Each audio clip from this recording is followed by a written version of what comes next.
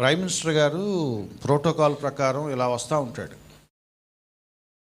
ఆయన చుట్టూ పోలీసులు, రకరకాల ఎస్కాట్ అన్నీ ఉంటాయి. నేను మధ్యలో వెళ్ళి ఇట్టిట్ అన్నా అనుకోండి, ఏమవుద్ది? నేరం అవుతుంది.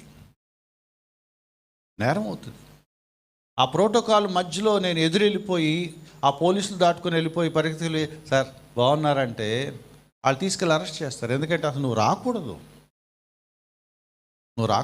నువ్వెవరివి? దాన్ని మనం తప్పట్లా. అది ఒక అధికారి వెళుతున్నప్పుడు ఉండే ఒక అధికారిక ప్రోటోకాల్. దేవుడికి ఎంత ఉంటుంది ప్రోటోకాల్? దేవుడికి ఎటువంటి క్రమం ఉంటుంది? దేవుడికి ఎటువంటి సిస్టమ్ ఉంటుంది? నేను దేవుడిని దేవుడిగా గుర్తించకుండా ఎలా పడితే అలా దేవుని దగ్గర ప్రవర్తించడానికి వీల్లేదు. మన క్రైస్తవ సమాజాల్లో వస్తున్న సమస్య ఏంటంటే, దేవుడిని ఒక కోణంలోనే చూపిస్తున్నారు. కొంతమందికి దేవుడు తండ్రి,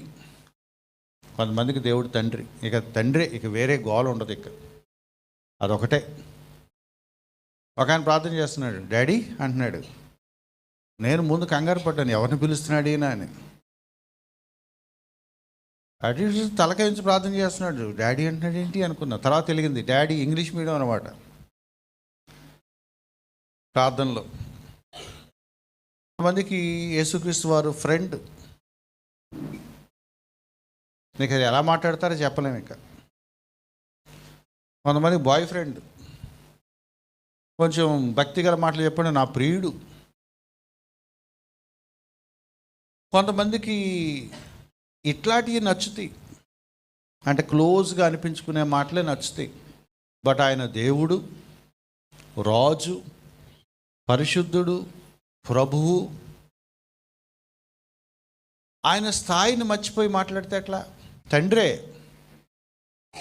కానీ దేవుడు, అవునా కాదా?